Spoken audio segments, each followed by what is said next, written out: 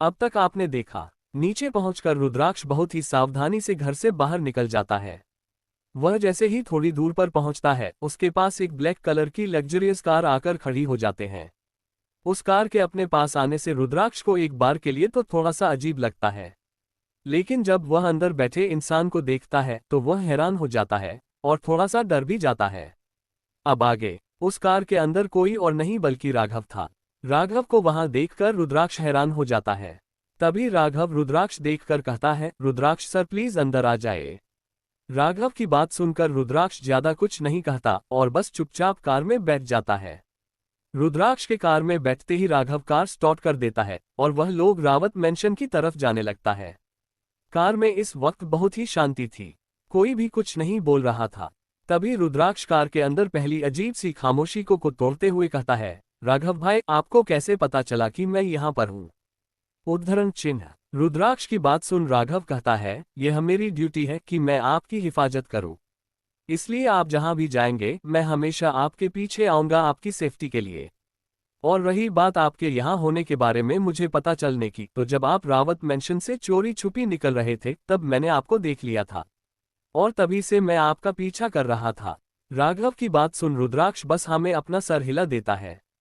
फिर थोड़ी देर के लिए फिर से कार में शांति हो जाती है।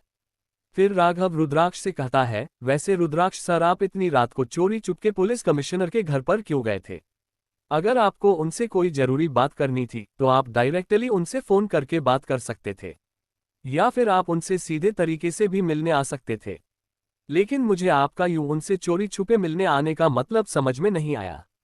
उद्धरण चिन्ह। राघव की बात सुनकर रुद्राक्ष डायरेक्टली राघव से कहता है, मैं यहाँ पुलिस अंकल से मिलने थोड़ी आया था, मैं तो यहाँ अपनी गर्लफ्रेंड से मिलने के लिए आया था। उद्धरण चिन्ह। रुद्राक्ष की बात सुनकर राघव, ओह तो आप यहाँ, इतना बोलते हुए बीच में ही रुक जाता है। कुछ सेकंड के लिए तो राघव का दिमाग ही काम नहीं करता है, लेकिन जैसे ही राघव के दिमाग में प्रक्रिया किया कि रुद्राक्ष ने अभी अभी क्या कहा, तुरंत ही उसके पैर कार की ब्रेक पर चले जाते हैं और राघव से गलती से कार को ब्रेक लग जाती है। यूं सडन कार के ब्रेक लगने से रुद्राक्ष आगे की तरफ झुक जाता है। वही राघव की तरफ देखकर कहता है, यह क्या राघव भाई, अपने यूं अचानक ब्रेक क्यों लगा दिया? उद्धरण चिन्ह। वहीं राघव हैरानी भरी नजरों से रुद्राक्ष की तरफ देख रहा होता है। आखिर देखता भी क्यों ना, वह खुद इस वक्त 26 साल का था और अब तक सिंगल था, जबकि उसके सामने बैठा या 17 साल का लड़का अपनी गर्लफ्रेंड से मिलकर आ रहा था। राघव को तो अपने कानों पर विश्वास ही नहीं हो रहा था, लेकिन वह ज्यादा कुछ रिएक्ट नहीं करता और फिर से कार ड्राइव करने लगता है, क्योंकि यह सब भी उसकी ट्रेनिंग का एक पार्ट था, जिसमें उन्हें अपने इमोशंस पर कंट्रोल रखना सिखाया जाता था। थोड़ी देर में कार में फिर से ऑकवर्ड साइलेंस फैल गया था, लेकिन फिर राघव ही कार ड्राइव करते हुए कहता है, क्या आप सच कह रहे हैं रुद्राक्ष सर? क्या आपकी सचमुच में कोई गर्लफ्रेंड है? उद्धरण चिन्ह। राघव की बात सुन रुद्राक्ष राघव की तरफ देखा है और हाँ में सर हिलाते हुए अपनी धीमी आवाज में कहता है, हाँ और उसका नाम भव्या देशमुख है और वह पुलिस कमिश्नर यशवंत देशमुख की बेटी है। इतना बोलते हुए रुद्राक्ष के गाल हल्के से लाल हो जाते हैं। वही रुद्राक्ष की यह बात सुनकर तो राघव को और भी बड़ा झटका लगता है और एक बार फिर से उसके पैर अचानक से ब्रेक पर चले जाते हैं और फिर से कार रुक जाती है। वही रुद्राक्ष झुंझलाते हुए राघव की तरफ देखकर कहता है, राघव भाई आप बार बार ब्रेक क्यों लग रहे हैं? ठीक से ड्राइव करिए ना। उद्धरण चिन्ह। रुद्राक्ष की बात सुनकर राघव फिर से होश में आता है और कार चलने लगता है। राघव अब आगे कुछ भी नहीं कहता, क्योंकि वह एक दिन में और झटके बर्दाश्त नहीं कर सकता था, इसलिए वह सोचता है कि अब इस मामले में चुप रहना ही सही है। वही रुद्राक्ष तो कार में बैठे बैठे भव्या के ख्यालों में ही खो जाता है। उसे अपनी और भाव की पहली मुलाकात याद आती है, जब वह सिर्फ 15 साल का था और भाव 21 की थी। वह सब याद करते हुए रुद्राक्ष थोड़ा थोड़ा शर्मा भी रहा था।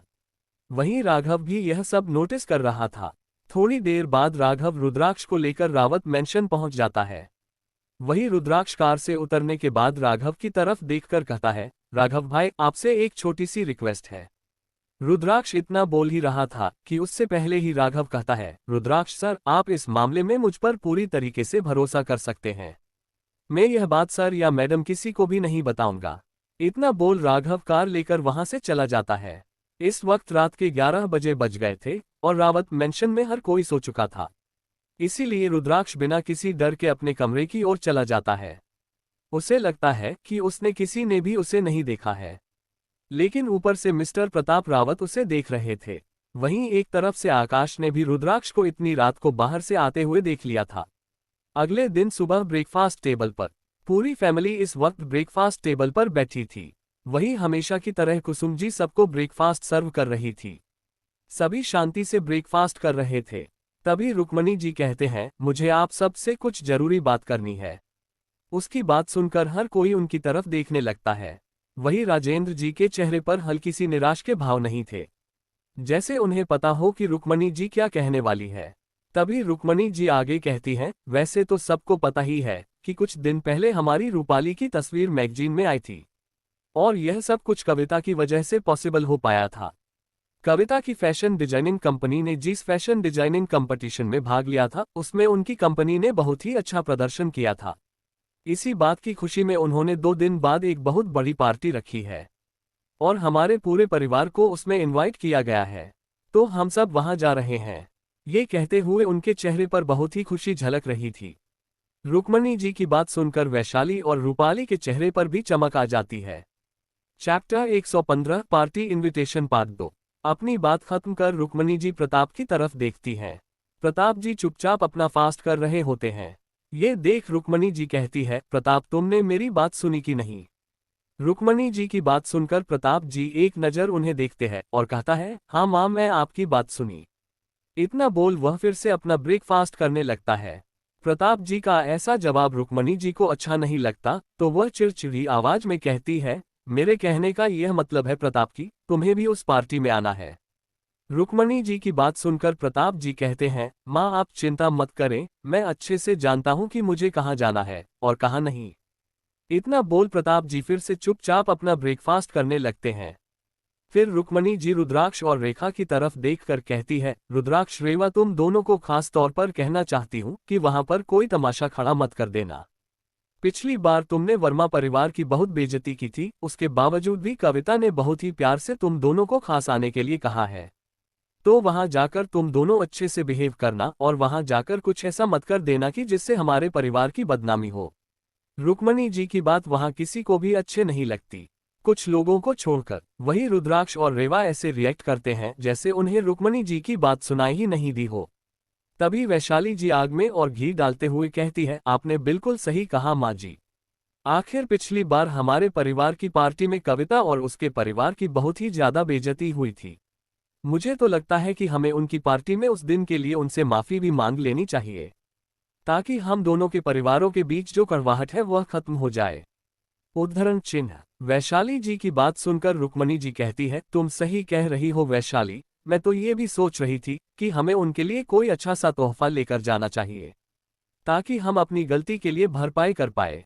उद्धरण चिन्ह। तभी प्रताप जी अपनी जगह से खड़े होते हुए कहते हैं, मेरा ब्रेकफास्ट हो गया है, मैं ऑफिस जा रहा हूँ। उनके इतना बोलते ही रुद्राक्ष और रेवा भी खड़े हो जाते हैं और कहते हैं, हमारा ब्रेकफास्ट भी हो गया है, हम भी चलते हैं। तो प्रताप जी कहते हैं, चलो फिर तो आज मैं तुम दोनों को कॉलेज छोड़ देता हूँ। रुद्राक्ष और रेवा भी उनकी बात सुनकर हमें अपना सर हिला देते हैं और उनके साथ चले जाते हैं। प्रताप जी रुद्राक्ष और रेवा को कॉलेज के गेट पर ड्रॉप कर रावत कॉरपोरेशन की तरफ चले जाते हैं। वहीं राघव कॉलेज के पास ही रुक गया था, रुद्राक्ष और रेवा की सेफ्टी के लिए। ये कॉलेज रावत कॉरपोरेशन के अंदर ही आता था, इसलिए उसे यहाँ ज्यादा कोई दिक्कत नहीं होने वाली थी। वही रुद्राक्ष और रेवा हमेशा की तरह अपनी क्लास में चले जाते हैं। क्लास पहुंचकर वह देखते हैं तो उनके फ्रेंड्स अब तक कॉलेज नहीं आए थे, तो रेवा अपना लैपटॉप निकालकर उसमें कुछ काम करने लगती है। वही रुद्राक्ष अपने फोन में मैसेज पर एक किसी से बात कर रहा था, और इस वक्त उसके चेहरे पर हल्की सी मुस्कान भी थी। कभी दूसरी तरफ स्टाफ रूम में भव्या अपने फोन में मैसेज टाइप करते हुए स्टाफ रूम में एंटर होती है। वह जाकर अपने सीट पर बैठ जाती है और अपने फोन में आए मैसेज को पढ़ने लगती है। मैसेज पढ़ते हुए उसके चेहरे पर भी इस वक्त हल्की सी स्माइल आ जाती है। तभी प्रोफेसर सुदर्शन भव्या के पास आकर कहती है, क्या बात है प्रोफेसर भव्या, आज तो आप कुछ ज्यादा ही स्माइल कर रही है, और आज आप बहुत ही अच्छे से रेडी होकर आई है, क्या कोई स्पेशल दिन है आज? उद्धरण चिन्ह। प्रोफेसर सुदर्शन की भव्या का चेहरा बिगड़ जाता है। लेकिन वह किसी तरह अपने एक्सप्रेशन नॉर्मल करते हुए उनकी तरफ देखकर कहती है, कोई खास बात नहीं है प्रोफेसर सुदर्शन, मैं बस किसी से बात कर रही हूँ। उद्धरण चिन्ह। तभी एक और प्रोफेसर जो कि 30 से 35 साल की थी, वह भव्या से कहती है, अरे आप इतना स्माइल करते हुए किससे बात कर रही है प्रोफेसर भव्या? कहीं वह आपका बॉयफ्रेंड तो नहीं? वैसे आपके चेहरे को देखकर तो यही लग रहा है कि आप पक्का अपने बॉयफ्रेंड से बात कर रही होगी। उद्धरण चिन्ह। उसे प्रोफेसर की बात सुनकर भव्या बस एक स्माइल कर देती है और कुछ कहती नहीं है, क्योंकि जो वह प्रोफेसर कह रही थी वह सच ही तो था। भव्या इस वक्त सच में रुद्राक्ष के साथ ही मैसेज पर बात कर रही थी। तभी वह प्रोफेसर भाव से कहती है, वैसे भव्या आज मैंने आपको नहीं गाड़ी आते हुए देखा। देखने से तो वह कोई बहुत ही महंगी स्पोर्ट्स कार लग रही थी। क्या वह कार आपकी ही है? उद्धरण चिन्ह। चैप्टर 116 प्रोफेसर सुदर्शन का भव्या पर इल्जाम लगाना। उस प्रोफेसर की बात सुनकर भव्या हाँ में अपना सिर हिलाते हुए कहती है, हाँ प्रोफेसर माहिरा, वह मेरी ही कार है। एक्चुअली वह मुझे मेरे बॉयफ्रेंड ने कल ही गिफ्ट की है। भव्या की बात सुनकर प्रोफेसर माहिरा का मुंह खुला का खुला रह जाता है। वो हैरान होते हुए कहती है, क्या बात है प्रोफेसर भव्या, इसका मतलब आपका बॉयफ्रेंड इतना अमीर है जो उसने आपको इतनी महंगी कार बस यूं ही गिफ्ट में दे दी? उद्धरण चिन्ह। प्रोफेसर माहिरा की बात सुनकर भव्या कहती है, एक्चुअली ये उसकी तरफ से कंपनसेशन गिफ्ट है। भव्या की बात सुनकर प्रोफेसर माहिरा कंफ्यूजन में उसे देखती है। तो भव्या उनकी कंफ्यूजन समझकर आगे कहती है, दरअसल पहले मैं दिल्ली इंटरनेशनल कॉलेज में पढ़ाती थी और वह भी उस वक्त दिल्ली में ही था, बट अचानक से उसे मुंबई आना पड़ा और वह मुझसे दूर नहीं रहना चाहता था, इसलिए उसने अपने कनेक्शन को यूज करके मेरा ट्रांसफर इस कॉलेज में करवा दिया। इस वजह से मैं उससे नाराज हो गई थी, तो उसने बस मुझे सॉरी कहने के लिए ये कार गिफ्ट कर दी। उद्धरण चिन्ह। भव्या की बात सुनकर प्रोफेसर माहिरा और प्रोफेसर सुदर्शन हैरान हो जाती है, उन दोनों का मुंह खुला का खुला रह जाता है। वही स्टाफ रूम में बैठे बाकी के प्रोफेसर भी जो उनकी बात सुन रहे थे, वह भी हैरानी भरी नजरों से भव्या को देखने लगते हैं। फिर प्रोफेसर माहिरा की तरफ देखकर कहती हैं, इसका मतलब ये बात सच है कि आप यहाँ आने से पहले इसे भी बड़ी कॉलेज में प्रोफेसर थी? प्रोफेसर माहिरा की बात सुनकर भव्या बस हमें अपना सिर हिला देती है। तभी प्रोफेसर सुदर्शन भव्या की तरह देखकर कहती है, प्रोफेसर भव्या, आपको देखकर लगता नहीं था कि आपका कोई बॉयफ्रेंड भी होगा, और वह भी इतना अमीर। वैसे क्या नाम है उसका और करता क्या है वो? उद्धरण चिन्ह। प्रोफेसर सुदर्शन की बात सुनकर भव्या पहले तो उसकी तरफ अजीब नजरों से देखती है, फिर कहती है, प्रोफेसर सुदर्शन, मुझे नहीं लगता कि मुझे आपको ये बताना जरूरी है कि वह कौन है और क्या करता है। उद्धरण चिन्ह। भव्या इतना बोल ही रही थी कि तभी कॉलेज स्टार्ट होने की बेल सुनाई देती है। तो भव्या अपनी बुक्स उठाती है और अपने लेक्चरर्स लेने के लिए सबसे पहले स्टाफ रूम से बाहर चली जाती है। भव्या के जाते ही प्रोफेसर सुदर्शन अपने पास में बैठी प्रोफेसर माहिरा से कहती है, आपको नहीं लगता कि प्रोफेसर भव्या में कुछ ज्यादा ही अकड़ है? आखिर थोड़ी बहुत सुंदर है और इतनी यंग एज में इतने अच्छे कॉलेज की प्रोफेसर बन गई है, इसलिए कुछ ज्यादा ही घमंड आ गया है। मैंने सिर्फ उसके बॉयफ्रेंड का नाम ही तो पूछा था और वह क्या करता है ये पूछा था, इसमें इतना अकड़ दिखाने वाली कौन सी बात थी? उद्धरण चिन्ह। प्रोफेसर माहिरा प्रोफेसर सुदर्शन के पास बैठी थी, वह कहती है, प्रोफेसर सुदर्शन, शायद प्रोफेसर भव्या अभी किसी को नहीं बताना चाहती कि उनका बॉयफ्रेंड कौन है, तो हम उन्हें फोर्स तो नहीं कर सकते ना? प्रोफेसर माहिरा को भव्या की साइड लेता देखकर प्रोफेसर सुदर्शन आपको अच्छा नहीं लगता? तो वह अपना मुंह बिगड़ने हुए कहती है, अरे वह बताना नहीं चाहते ऐसा नहीं है, बल्कि मुझे तो लगता है कि वह बता ही नहीं सकती होगी। उद्धरण चिन्ह। उनकी बात सुन एक प्रोफेसर जो 50 से 55 साल का था, जो अपने बुक में अपना चेहरा डाले बैठे थे, वह कहते हैं, आपके कहने का मतलब क्या है प्रोफेसर सुदर्शन? उनकी बात सुनकर प्रोफेसर सुदर्शन कहती है, अरे मुझे तो लगता है कि प्रोफेसर भव्या का कोई बॉयफ्रेंड नहीं होगा, बल्कि उसका कोई सुगर डैडी होगा जो उस पर इतने पैसे खर्च करता है। उनकी बात सुनकर हर कोई उन्हें देखने लगता है। वही प्रोफेसर माहिरा उनकी तरफ थोड़ी नाराजगी से देखती हैं। सबकी नजरें न्यू खुद पर देख प्रोफेसर सुदर्शन कहती हैं, अरे आप सब मुझे इस तरह से क्या देख रहे हो? आखिर आप लोग ही सोचिए ना कि कोई भी आम लड़का इतनी महंगी कार अपनी गर्लफ्रेंड के लिए अफोर्ड कर सकता है क्या भला? और ऐसा कौन सा बिजनेसमैन होगा जो एक नॉर्मल सी प्रोफेसर को अपनी गर्लफ्रेंड बनाएगा? और वैसे भी मेरे तो ये सुनने में आया है कि प्रोफेसर भव्या के पापा सिर्फ एक मामूली से गवर्नमेंट एम्प्लॉय है, तो जाहिर सी बात है कि प्रोफेसर भाव्या बहुत बड़ा बिजनेसमैन की गर्लफ्रेंड तो हो ही नहीं सकती। इसलिए ये भी हो सकता है कि वह अपने खर्चे पूरे करने के लिए किसी बूढ़े अमीर आदमी की गर्लफ्रेंड बन गई होगी, जो उसे इतने महंगे तोहफे देता होगा। आखिर आप सब ने कभी भी उनके कपड़े और गहने देखे हैं? वह सभी काफी महंगे और ब्रांडेड होते हैं। उद्धरण चिन्ह। प्रोफेसर सुदर्शन की बात सुनकर प्रोफेसर माहिरा गहरी सांस छोड़कर नामे अपना सिर हिला देती है, क्योंकि एक साथ इतने वक्त से काम करने की वजह से वह इतना तो समझ गई थी कि प्रोफेसर सुदर्शन किसी का भी अच्छा देख नहीं सकती। उनके दिमाग में कभी भी किसी के लिए भी अच्छी बात आती ही नहीं थी। प्रोफेसर माहिरा उनसे किसी भी तरह की बहस नहीं करना चाहती थी, इसलिए वो वहां से अपने बुक्स लेकर स्टाफ रूम से बाहर जाने लगती है। वही प्रोफेसर सुदर्शन अभी बाहर की तरफ जाने वाली होती है कि तभी उन्हें भव्या नजर आती है, जो स्टाफ रूम के दरवाजे से टेक लगाकर खड़ी थी। चैप्टर 117। भव्या ने दिया प्रोफेसर सुदर्शन को मुंहतोड़ जवाब। अब तक आपने देखा, प्रोफेसर माहिरा उनसे किसी भी तरह की बहस नहीं करना चाहती थी, इसलिए वो वहां से अपने बुक्स लेकर स्टाफ रूम से बाहर जाने लगती है। वही प्रोफेसर सुदर्शन अभी बाहर की तरफ जाने वाली होती है कि तभी उन्हें भव्या नजर आती है, जो स्टाफ रूम के दरवाजे से टेक लगाकर खड़ी थी। अब आगे। इस वक्त भव्या के चेहरे पर हल्की सी एक मुस्कान थी, लेकिन उसका औ बहुत ही डार्क हो गया था। वह कोल्ड नजरों से प्रोफेसर सुदर्शन की तरह देख रही थी। भव्या के ऊपर अब तक किसी का भी ध्यान नहीं था। वही भव्या को खुद की तरफ यूं कोल्ड नजरों से देखता पाकर प्रोफेसर सुदर्शन हल्का सा कांप जाती है।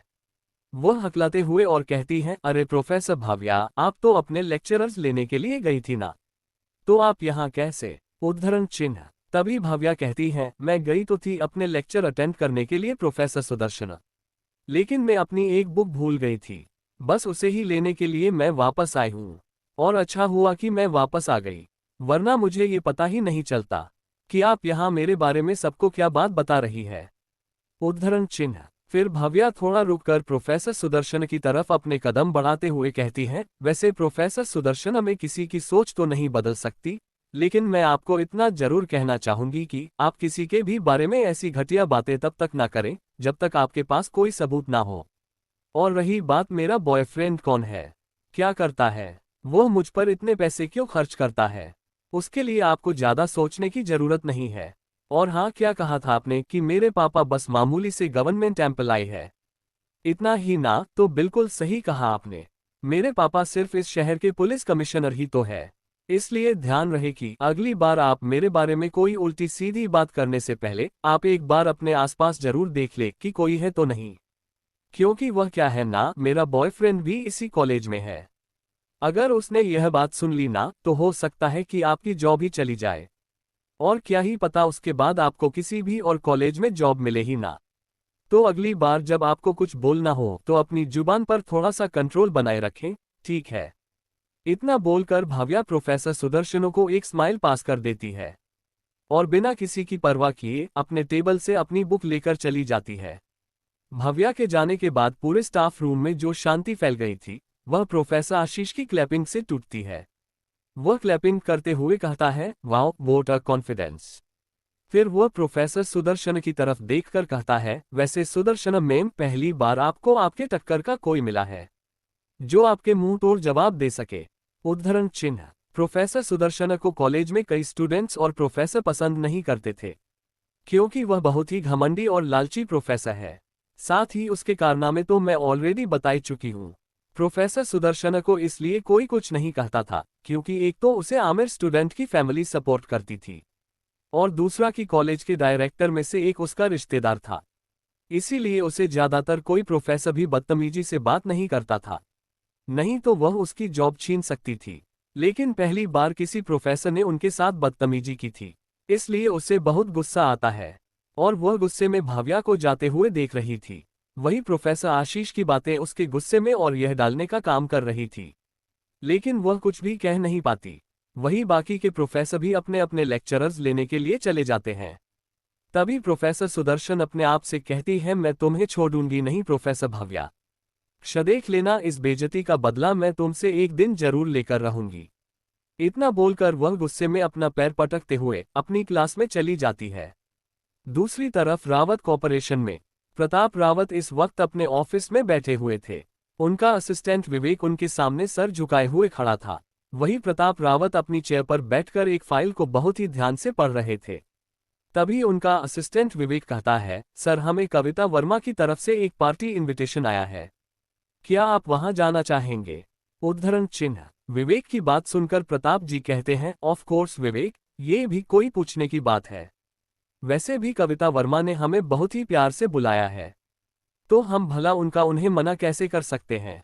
प्रताप जी की बात और उनके बोलने के तरीके को सुनकर विवेक खुद से सब समझते हुए हमें अपना सिर हिला देते हैं और फिर वहां से चला जाता है। इतने सालों में प्रताप जी के साथ काम करके विवेक को इतना एक्सपीरियंस हो गया था कि वह कब क्या कहने वाले हैं वह उनके बिना रहेगी उनकी आधी बातें समझ जाता था। विवेक के जाने के बाद प्रताप जी अपने हाथ में पकड़ी फाइल को बंद करते हुए टेबल पर फेंकते हैं और अपने चेयर पर आराम से सर टिकट हुए अपनी आंखें बंद करके कुछ देर बैठ जाते हैं। फिर वह खुद से ही कहते हैं, आप लोगों ने मेरे सब्र का बहुत ज्यादा इम्तिहान ले लिया है, लेकिन अब और नहीं, अब मैं सिर्फ अपनी पत्नी और बच्चों की खुशियों का ख्याल रखूंगा, ना कि सबकी। और जिन जिन ने उनके साथ बुरा करने की कोशिश की है उन सब का सामना अब मेरे वह रूप से होगा, इसके बारे में किसी ने सोचा भी नहीं होगा। ये कहते वक्त उनके चेहरे पर एक डरावनी मुस्कान आ जाती है। चैप्टर 118 पार्टी के लिए निकलना। अब तक आपने सुना कि विवेक के जाने के बाद प्रताप जी अपने हाथ में पकड़ी फाइल को बंद करते हुए टेबल पर फेंकते हैं और अपने चेयर पर आराम से सर टिकट हुए अपनी आंखें बंद करके कुछ देर बैठ जाते हैं। फिर वह खुद से ही कहते हैं, आप लोगों ने मेरे सब्र का बहुत ज्यादा इम्तिहान ले लिया है, लेकिन अब और नहीं, अब मैं सिर्फ अपनी पत्नी और बच्चों की खुशियों का ख्याल रखूंगा, ना कि सबकी। और जिन जिन ने उनके साथ बुरा करने की कोशिश की है उन सब का सामना अब मेरे वह रूप से होगा, इसके बारे में किसी ने सोचा भी नहीं होगा। ये कहते वक्त उनके चेहरे पर एक डरावनी मुस्कान आ जाती है। अब आगे देखते ही देखते 2 दिन बीत जाते हैं। रावत मैंशन के हॉल में रुक्मणी जी और राजेंद्र जी कविता वर्मा की पार्टी में जाने के लिए रेडी होकर बैठे थे। आकाश और उसके पिता महेंद्र रावत भी उनके बगल के सोफे पर बैठे थे। वह लोग प्रताप जी, कुसुम जी, रुद्राक्ष और रेवा का इंतजार कर रहे थे। रुक्मणी जी को ऐसा लग रहा था कि शायद प्रताप की कविता की पार्टी में नहीं आना चाहते हैं, इसलिए वह थोड़ा सा घबराई हुई भी थी। रुक्मणी जी नाराजगी जताते हुए कहती हैं, अरे ये प्रताप कहाँ रह गया, वह अब तक रेडी होकर आया क्यों नहीं। रुक्मणी जी अपनी बात कह ही रही थी कि तभी उनके पीछे से प्रताप जी की कोल्ड आवाज आती है, माँ मैं रेडी हूँ। प्रताप जी की आवाज सुनकर रुक्मणी जी पीछे मुड़कर प्रताप को देखती है। प्रताप जी को देखकर रुक्मणी जी को थोड़ी सी शांति मिलती है। तभी उनकी नजर पीछे से आ रहे रुद्राक्ष पर पड़ती है। उसे देख रुक्मणी जी की आंखों में रुद्राक्ष के लिए से नफरत आने लगती है, लेकिन रुक्मणी जी रुद्राक्ष से इस वक्त कोई बहस नहीं करना चाहती थी, इसलिए वह प्रताप की तरफ देखकर कहती है, प्रताप तुम इतना लेट क्यों आए हो? वहां कविता पार्टी में हमारा इंतजार कर रही होगी, अब जल्दी से चलो, हमें वक्त से वहां वेन्यू पर पहुंचना भी है। उद्धरण चिन्ह। इतना बोलकर रुक्मणी जी मेंशन के बाहर की तरफ जाने लगती है। वही महेंद्र जी और आकाश भी उनके साथ जाने लगता है। वही रुक्मणी जी की बात सुनकर और उन्हें इस तरह से जाता देखकर राजेंद्र जी कंफ्यूजन में अब तक वहीं बैठे थे। तभी प्रताप जी कहते हैं, थोड़ी देर और रुक जाए माँ, रेवा और कुसुम अभी रेडी हो रही है, वह अभी थोड़ी देर में आता ही होगी। प्रताप जी की मुंह से रेवा और कुसुम का जिक्र सुनते ही रुक्मणी जी के चेहरे पर चिभरे भाव आ जाते हैं। वह अपना मुंह बिगड़ता हुए कहती हैं, अरे इतना भी क्या तैयार होना, और कितना वक्त लगता है उन माँ बेटी की जोड़ी को तैयार होने में, आखिर मुझे बता दो कि और कितना इंतजार करवाओगे उनके लिए। उद्धरण चिन्ह। तभी राजेंद्र जी कहते हैं, अरे रुक्मणी इतनी भी क्या जल्दी है, अभी तक वैशाली और रूपाली भी तो नहीं आए हैं, क्या तुम उनकी भी राह नहीं देखना चाहती हो? राजेंद्र जी की बात सुनकर महेंद्र जी कहते हैं, अरे पिताजी वह बात क्या है ना कि आज की पार्टी में रूपाली को बहुत ही सुंदर दिखना है, इसीलिए वैशाली उसे तैयार करवाने के लिए किसी बहुत बड़े मेकअप आर्टिस्ट के पास ले गई है, हम रास्ते में जाते हुए उन्हें पिकअप कर लेंगे। उद्धरण चिन्ह। महेंद्र जी की एक बात खत्म होते ही रुक्मणी जी कहती है, और रही बात कुसुम और रेवा की, तो वह दोनों तो ड्राइवर के साथ भी आ सकती है, उसके लिए हमें यहाँ बैठकर इंतजार करने की कोई जरूरत नहीं है। फिर वह प्रताप की तरफ देखकर कहती है, चलो प्रताप हम लोग चलते हैं, हमें रास्ते से रूपाली और वैशाली को भी लेते जाना है, अगर हम यहाँ इंतजार करते रहे तो हमें देर हो जाएगी। कुसुम और रेवा रुद्राक्ष के साथ आ जाएंगी। उद्धरण चिन्ह। रुक्मणी जी की बात को सुनकर राजेंद्र जी को अच्छा नहीं लगता। वह कुछ कहने वाले होते हैं कि उससे पहले ही प्रताप जी उन्हें इशारे से चुप रहने के लिए कहते हैं। इतना बोल वह सबके साथ बाहर की तरफ बढ़ने लगते हैं। वही रुक्मणी जी की बात सुनकर रुद्राक्ष के मुखिया गुस्से से बस जाती है। और जब प्रताप जी ने राजेंद्र जी को कुछ भी कहने से रोक दिया और आगे बढ़ने लगे तब रुद्राक्ष को और गुस्सा आने लगता है। वही प्रताप जी को भी महसूस होता है कि उनके आसपास का टेम्परेचर कम हो रहा है। तो रुद्राक्ष को एक नज़र देखते हैं। रुद्राक्ष की आंखें इस वक्त गुस्से से लाल हो रखी थी। वहीं रुद्राक्ष को इतना गुस्से में देख प्रताप जी उसे आंखों से ही शांत रहने का इशारा करते हैं और सब घर के इंटरेस्ट तक पहुंच जाते हैं। वहां पर 3 बहुत ही लग्जरियस कार खड़ी थी और साथ ही में उनके ड्राइवर भी थे। आकाश और महेंद्र जी दोनों एक कार में बैठ जाते हैं। उनके बैठते ही ड्राइवर कार लेकर चला जाता है। फिर रुक्मणी जी और राजेंद्र जी भी उसके पीछे वाली कार में बैठ जाते हैं। कार में बैठकर रुक्मणी जी प्रताप जी से कहती है, प्रताप तुम बाहर क्यों खड़े हो, कार में बैठ जाओ, हमें देर हो रही है। इतना बोलकर रुक्मणी जी प्रताप जी के पीछे खड़े रुद्राक्ष की तरफ देखकर कहती है, रुद्राक्ष तुम अपनी माँ और बहन को लेकर आ जाना, ठीक है। उद्धरण चिन्ह। इतना बोलकर रुक्मणी जी आराम से अपनी सीट पर टेक लगाकर बैठ जाती है और प्रताप जी का कार में बैठने का इंतजार करने लगती है। तभी प्रताप जी ड्राइवर को कोई एक इशारा कर देते हैं। प्रताप जी का इशारा मिलते ही ड्राइवर कार स्टार्ट कर वहां से निकल जाता है। कार के वहां से निकलते ही रुक्मणी जी ड्राइवर पर चिल्लाते हुए कहती है, अरे ड्राइवर तुमने कार क्यों चला दी, रुको और वापस घर चलो, प्रताप अभी तक नहीं आया है। उद्धरण चिन्ह। रुक्मणी जी की बात सुनकर भी ड्राइवर को कोई फर्क नहीं पड़ता है। वह बस चुपचाप अपनी कार चला रहा था। तभी राजेंद्र जी रुक्मणी जी को चुप करवाते हुए कहते हैं, अब बस भी करो रुक्मणी, हम वैसे भी घर से दूर आ गए हैं, अब वापस लौट जाएंगे तो देर हो जाएगी और वैसे भी तुम ही थी ना जिसे पार्टी में जाने की जल्दी हो रही थी, तो क्या अब तुम्हें वहां वक्त पर नहीं पहुंचाना। उद्धरण चिन्ह। राजेंद्र जी की बात सुनकर रुक्मणी जी से गुस्से में उनकी तरफ देखकर कहती है, लेकिन प्रताप अब तक घर पर ही है, वह हमारे साथ नहीं आया, वह हमारा बेटा है, उसे हमारे साथ आना चाहिए। उद्धरण चिन्ह। रुक्मणी जी की इस बात पर राजेंद्र जी कहते हैं, रुक्मणी प्रताप कोई दूध पीता छोटा बच्चा नहीं है जो वह तुम्हारे बिना नहीं आ पाएगा। अब प्रताप का खुद का भी एक परिवार है और घर पर और भी कई गाड़ियां हैं, वह उनके साथ आ जाएगा, तुम उसकी चिंता मत करो। इतना बोलकर राजेंद्र जी रुक्मणी जी को गुस्से में घूरने लगते हैं। वही राजेंद्र जी के घूरने से रुक्मणी जी भी शांत पड़ जाती है। अब वह कुछ कर तो सकती नहीं थी। चैप्टर 119 महिंद्रा और आकाश की साजिश। वहीं दूसरी तरफ रुक्मणी जी के कार को जाता हुआ देखकर रुद्राक्ष, जो अब तक गुस्से में लाल आंखों से प्रताप जी की तरफ देख रहा था, सोच रहा था कि प्रताप जी कुसुम जी और रेवा का इंतजार किए बिना ही रुक्मणी जी के साथ पार्टी में जाने के लिए क्यों रेडी हो गए। पर रुद्राक्ष प्रताप जी का रुक्मणी जी को बेवकूफ बनाता देख हल्का सा शौक में चला जाता है, लेकिन तुरंत वह खिलखिलाते हुए हंसने भी लगता है। वह अपने पिता की तरफ देखकर कहता है, क्या बात है पापा, आपने तो दादी माँ को बिना कुछ कहे ही उनके बातों का जवाब दे दिया। वैसे मानना पड़ेगा आपको, आखिर हो तो मेरे ही पापा ना। I am proud of you. इतना बोलकर रुद्राक्ष प्रताप जी के कंधे थपथपाने लगता है। वहीं प्रताप जी रुद्राक्ष को घूरकर देखते हैं। प्रताप जी के इस तरह घूरने से रुद्राक्ष सीधा खड़ा हो जाता है और अपने मुंह पर उंगली रखकर अब चुप रहने का इशारा करता है, लेकिन अगले ही पल वह फिर से हंसने लगता है। वही रुद्राक्ष के चेहरे पर हंसी देखकर प्रताप जी के एक्सप्रेशनलेस चेहरे पर भी स्माइल आ जाती है। तभी उनके पीछे से कुसुम जी की आवाज आती है, सॉरी हमें लेट हो गया। वो इतना बोल ही रही थी कि उनकी नजर रुद्राक्ष के हंसते हुए चेहरे पर पड़ती है, तो वह कहती है, अरे हमें भी तो बताए कि आखिर आप दोनों बाप बेटे ऐसी तो कौन सी बात कर रहे हैं जो आपको इतनी हंसी आ रही है। उद्धरण चिन्ह। कुसुम जी की बात सुनकर प्रताप जी कहते हैं, कुछ भी तो नहीं कुसुम, हम तो बस यही बात कर रहे थे कि आज आपको रेडी होने में कुछ ज्यादा ही वक्त लग गया। वैसे हमारी प्रिंसेस नहीं आए अब तक, उसे। उद्धरण चिन्ह। प्रताप जी इतना बोल ही रहे थे कि तभी रीवा बाहर आते हुए कहती है, मैं आ गई पापा, चलो जल्दी चले। फिर वह आसपास देखकर कहती है, पापा बाकी सब लोग कहाँ हैं, क्या वह पहले ही चले गए। उद्धरण चिन्ह। रेवा की बात सुनकर प्रताप जी कहते हैं, हाँ वो माँ को पार्टी में जाने की कुछ ज्यादा ही जल्दी थी, इसलिए वह चले गए, चलो अब हम भी चलते हैं। तभी रुद्राक्ष कुसुम जी की तरफ देखकर कहता है, माँ मही कहाँ है? क्या वह हमारे साथ नहीं आ रही है?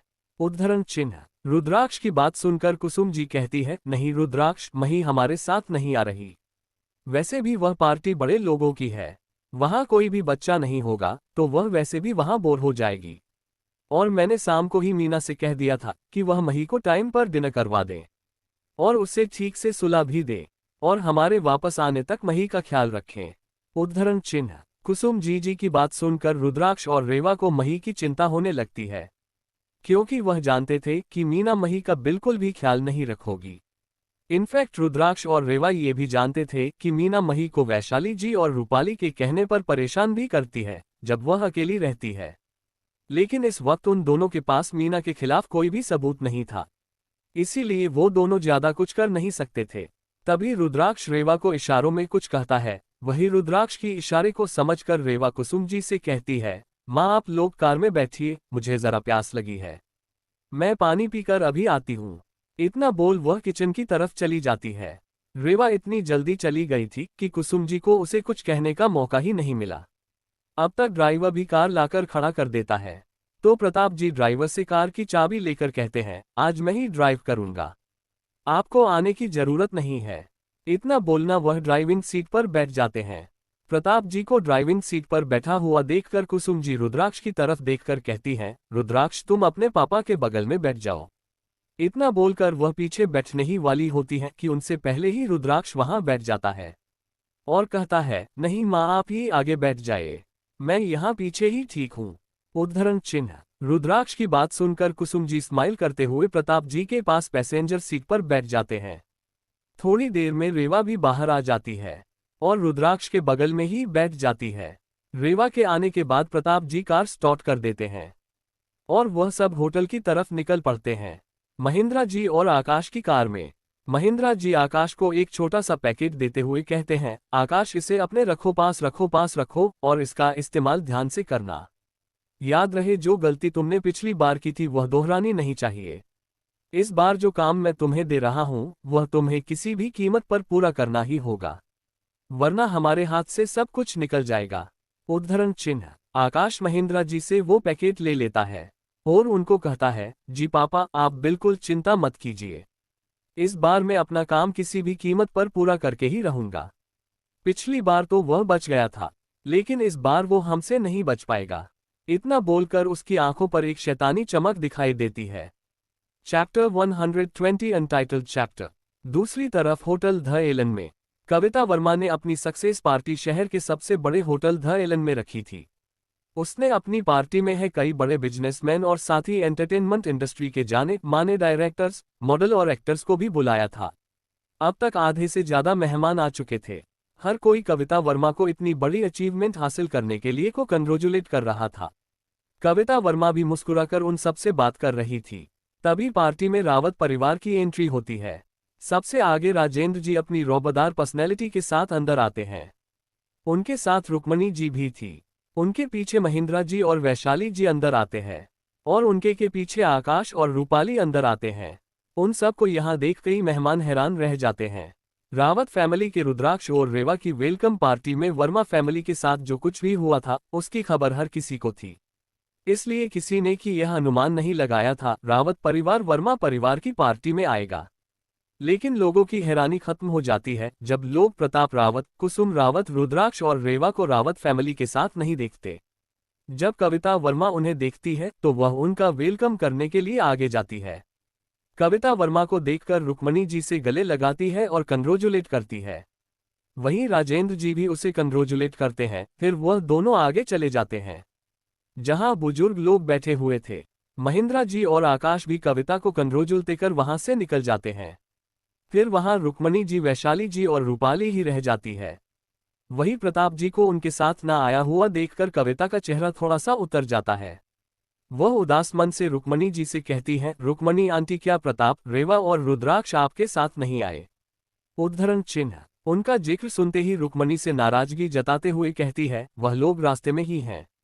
वह कुसुम और रेवा को रेडी होने में कुछ ज्यादा है वक्त लग रहा था, इसीलिए प्रताप उनके साथ ही आ रहा है। मैंने तो उसे कहा भी कि वह हमारे साथ आ जाए, और कुसुम, रेवा तो रुद्राक्ष साथ भी आ जाएंगे। लेकिन उसने मेरी एक भी नहीं सुनी। पर तुम टेंशन मत लो, वो जल्द ही आता ही होगा। उद्धरण चिन्ह। रुक्मणी जी अपनी बात खत्म कर वहां से चली जाती है। वहीं वैशाली जी भी उनके साथ चली जाती है।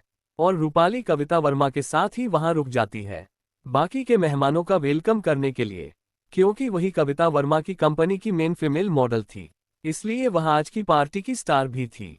वहीं यह मॉडलिंग में रूपाली का डेब्यू था, इसलिए वह अपने कांटेक्ट भी बनना चाहती थी। आज की पार्टी के लिए रूपाली बहुत ही अच्छे से रेडी हुई थी। उसने एक वाइट कलर का गाउन पहना था। उसके साथ उसने डायमंड नेकलेस और डायमंड ईयररिंग पहनी थी। साथ ही उसने अपने हाथों में डायमंड का ब्रेसलेट भी पहने था। रूपाली इस लुक में किसी प्रिंसेस की तरह लग रही थी। वह इस वक्त बहुत ही सुंदर और मासूम दिख रही थी। अगर किसी को उसके असलियत के बारे में पता ना चले तो वह रूपाली को दुनिया की सबसे मासूम लड़की ही समझ लेगा। पार्टी में आए कई मेहमानों की नज़र उस पर ही थी, और यह महसूस कर रूपाली मन ही मन बहुत खुश भी हो रही थी। कविता वर्मा ने रूपाली को कई फिल्म डायरेक्टर्स और प्रोड्यूसर से अपनी कंपनी के मॉडल के तौर पर इंट्रोड्यूस भी करवाती है। वो सब भी रूपाली की भर भर के तारीफ करते हैं। अपनी तारीफ सुनकर रूपाली तो मन ही मन सातवें आसमान पर उड़ने लगती है। वही रूपाली को यूं लोगों से बात करता देखकर और उसकी तारीफ सुनकर वैशाली जी और रुक्मणी जी भी बहुत खुश थी। रूपाली सबसे मिल ही रही थी कि तभी निधि अपनी फ्रेंड्स के साथ रूपाली के पास आ जाती है। रूपाली के पास आकर उसकी फ्रेंड्स में से एक लड़की रूपाली से कहती है, रूपाली तुम तो आज बहुत ही ज्यादा सुंदर लग रहे हो। तुम्हें देखकर ऐसा लगता है जैसे तुम किसी किंगडम की प्रिंसेस हो। उद्धरण चिन्ह। उस अपनी फ्रेंड की बात सुनकर रूपाली मुस्कुरा देती है। तभी निधि कहती है, of course Jiya, Rupali Rawat family की प्रिंसेस ही तो है। उद्धरण चिन्ह। तभी उनमें से एक लड़की कहती है, हाँ वह तो है। लेकिन निधि, रूपाली अब सिर्फ रावत फैमिली की प्रिंसेस ही नहीं है, बल्कि एक बहुत ही फेमस मॉडल भी है। सच कहूं तो मुझे तुमसे थोड़ी सी जलन हो रही है, रूपाली। हम सब तो तुम्हारे आसपास भी रहने के लायक नहीं है। उद्धरण चिन्ह। उस लड़की की बात सुन रूपाली कहती है, ऐसा क्यों कह रही हो तुम लोग? माना कि मैं रावत फैमिली की प्रिंसेस हूँ, फिर भी तुम हमेशा मेरी फ्रेंड से रहोगी। और वैसे भी वह फ्रेंडशिप ही क्या जो स्टेटस देखकर की जाए। रूपाली की बात सुनकर वह लड़की कहती है, तुम कितनी अच्छी हो रूपाली। तुम इतनी अमीर फैमिली से बिलोंग करती हो, फिर भी तुम्हें अपने स्टेटस का जरा सा भी घमंड नहीं है। उस लड़की की बात सुनकर रूपाली कुछ नहीं कहती, बस स्माइल कर देती है। वह सभी आपस में मुस्कुराते हुए बातें करने लगते हैं। To be continued. क्या होगा इस स्टोरी में आगे, जानने के लिए बने रहे हमारे साथ।